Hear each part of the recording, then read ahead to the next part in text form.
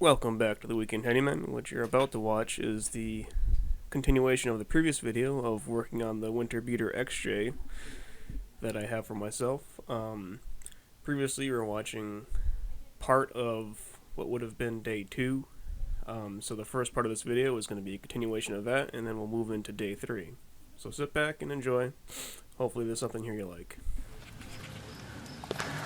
So I've made cardboard templates for holes a few different ways in the past, and this is the method that I like for really oddly shaped pieces of metal that are in weird places, that, for example, that aren't flat, like this contour and this ender fender area here. So all I've done is just take a big enough piece of cardboard to cover the entire hole and just use fabricator's tape to hold it in place. Now what that allows me to do is just come on the inside here and just trace the panel that I want to make. So then what I'll do is I'll undo the cardboard, draw a line slightly bigger than that line that I've traced, so I could do a lap weld, and then cut it out and then bend it and fit it into shape. So now I have the piece out here. Hopefully you can see the line, but this is the line that I traced for the piece of metal that I'm going to have to make. So, being that I have this tool now, what I'm going to attempt is to just draw a line big enough where I can take this air punch and just get a punch on it and just do that as a lap. In the past, before I had this and was going to try this, I'd literally do an inch outside of this, which is probably way more than I'd ever need. So I'm going to figure out how far this flange how far this air punch grabs, and do that plus a little to account for the contour that's going to have to get put into the piece of metal. And then I have to make sure I bring out a lot here, because I'm going to do is then do a 90, which I'll show you in a second why, so I can weld to the pinch seam that's in the fender. So I'm going to just trace a line and transfer down to my piece of metal. Obviously I have to cut it out too, don't forget that.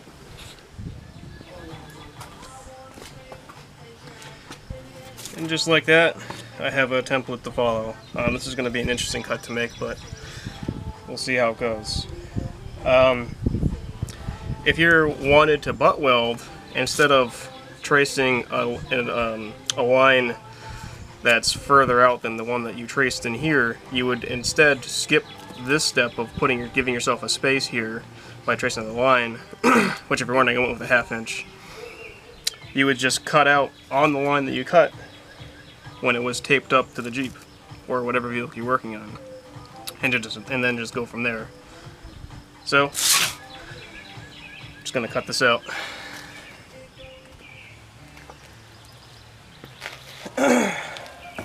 So I've come to the part that involves this funny contour. So what I did is I found an air nibbler, which will literally just nibble the metal, which I'll show you here in a second.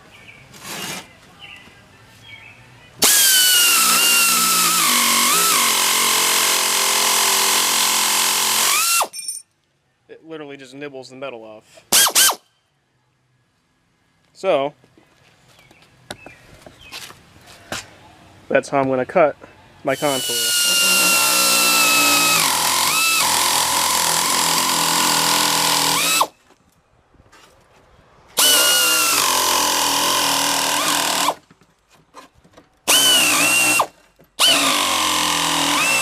It's not exactly a plasma cutter, but in some ways it's the next best thing. So here is my final design, or not design, but the final product. I had to do some interesting work with the hammer to get the contour right, and as I'm welding it, I'm still going to have to make some adjustments. But I ended up having to make a relief cut in my 90 right there, which I'll show you in a second, on the Jeep. and then I just took and smoothed out this contour here a little bit, and then smooth the edges down. And right now I'm going to wipe her down with mineral spirits on the inside and use weld through primer on the back side. And on the front side later I'll paint it with normal primer and then truck bed liner. But let's see how it looks on the Jeep. So it fits in there just like that. Now, as I'm welding, obviously I'm going to have to, go around and push on it to make sure it fits in there just perfectly. But the whole point of this and the relief cut is so I can get it up and weld it right into the pinch seam that's already there. So let's get that done. Alright, I have created my piece of metal that'll fit into this double fisting hole. I did the same cardboard thing that I did in the hole in the front, but I had to put a lot of interesting bends in it. But it fits.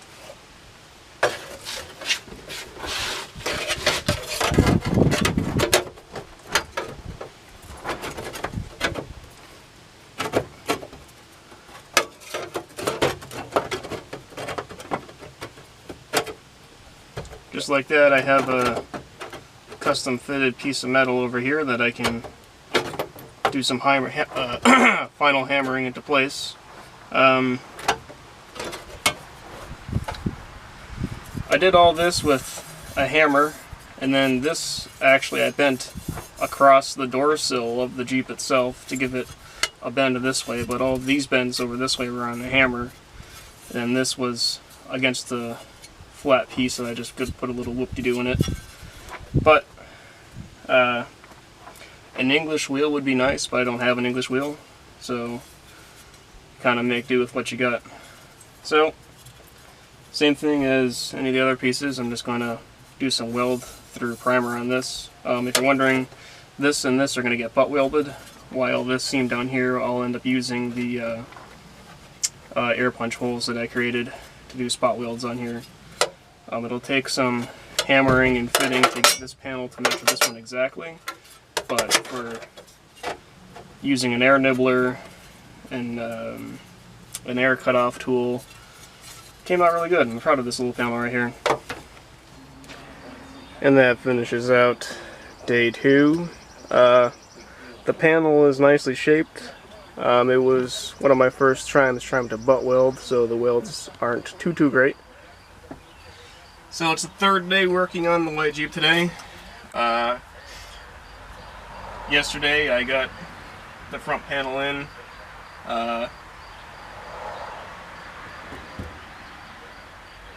Some of these this patch panel is nicely shaped, but the welds aren't that pretty. There's a couple booger welds up over here too. The metal was pretty thin over there. I probably should have cut more, but whatever.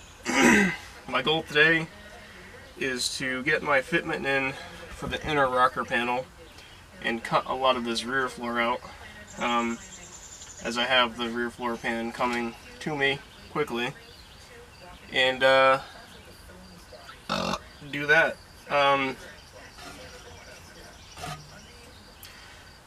We'll see how it goes.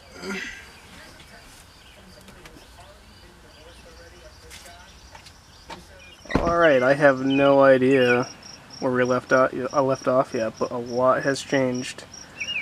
I didn't end up filming a lot of the work that went into this, but I ended up running into a situation where the Jeep started to fold in half on itself.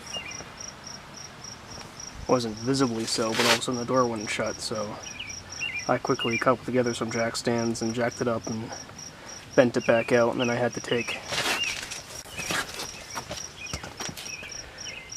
a ratchet strap across it to pull the sides back in.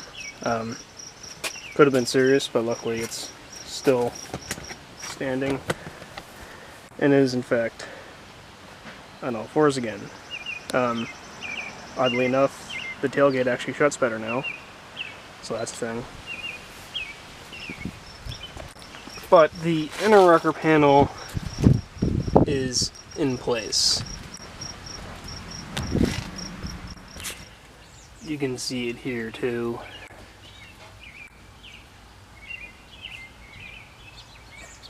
And then down in there is a clusterfuck disaster that I have to fix up a bit. Inner rocker panel works on a Cherokee is right where that seam is right there is where the inner rocker panel starts, and then that is where the A-pillar starts going forwards. So I took and cut the inner rocker panel right where it starts to overlap, and then butt welded it, and then put some of my punches all along what was left of the inner rocker panel and just welded it all the way down. And then over here it actually jumps up. It luckily comes with a new seatbelt bolt thing because the old one was pretty disheveled now. But that's that.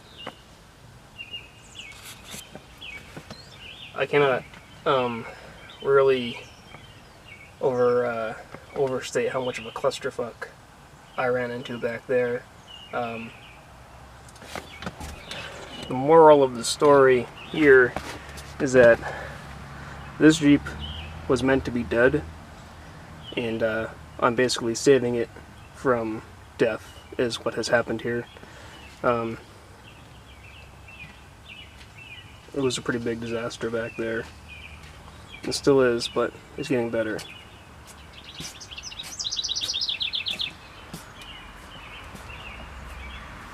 My rear floor section should be here tomorrow afternoon. And that'll conclude day, 3 now. Give us a like, comment, and subscribe.